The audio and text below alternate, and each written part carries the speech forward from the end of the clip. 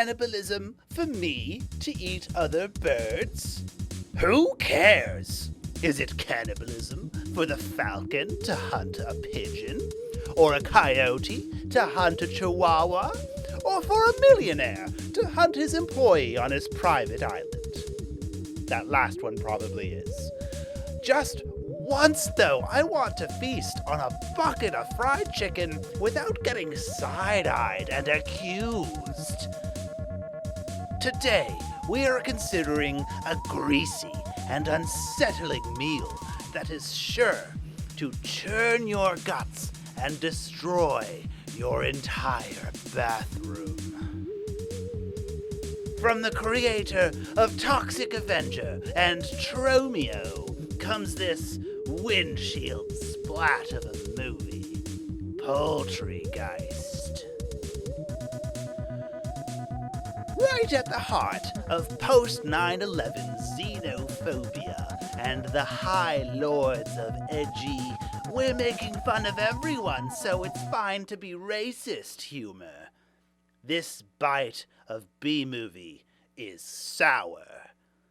It spends far too much time in these disgusting human practices of finding reasons to hate each other and disguising it as humor. I don't actually think that, it's just a joke.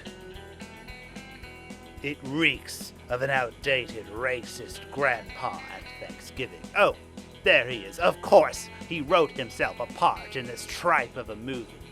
They even had a budget for a cameo by a convicted sex pest.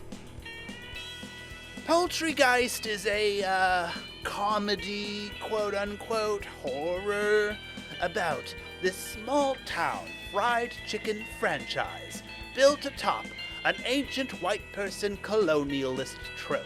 So, of course, it seeps necromantic energies into the thousands of chicken corpses being fried up. The crew of this fast food place team up as their patrons slowly puke their way into becoming chicken zombies. Their co-workers, one by one, fed into deep fryers, toilets, and customer service. This leads up to one big mother clucker that they have to use teamwork to defeat. On the surface, the plot and the movie trailer lead you to a false sense of hope that this will be a fun, gory romp with chicken zombies.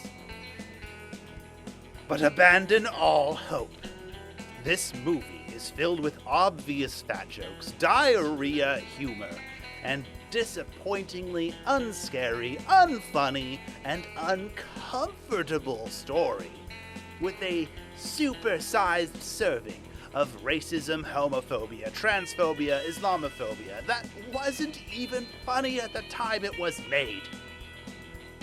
This meal has fermented into an unappealing slop. Don't let the chicken on the bucket fool you. There's maybe 8 minutes worth of salvageable movie, and it's 100% in the effects and the monsters. The rest of the 2-hour film is stuffed with stomach-churning stereotypes and a hot list of what not to do to be inclusive and have fun. The movie takes a full goddamn hour to set up its incredibly, ridiculously simple story, forcing us to wade through its crappy camp. And we haven't even touched on the musical numbers. Yes, there are musical numbers. It's so stupid and bad. And coating everything in shit and blood doesn't cover up this movie's shame. Not even the Colonel's special gravy can do that.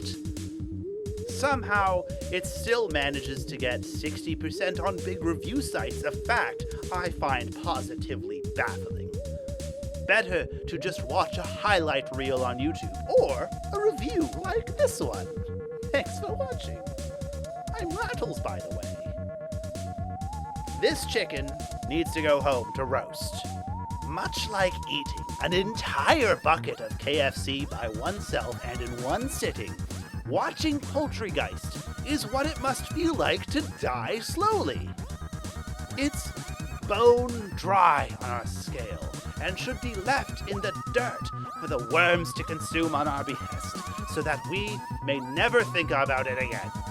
There are better terrible movies you could watch instead. So leave movies like this with your overtly racist uncle. If you need a film with murderous poultry, watch Thanksgiving instead. It's half as long, but skips on 95% of the racism to leave more room for a decent movie.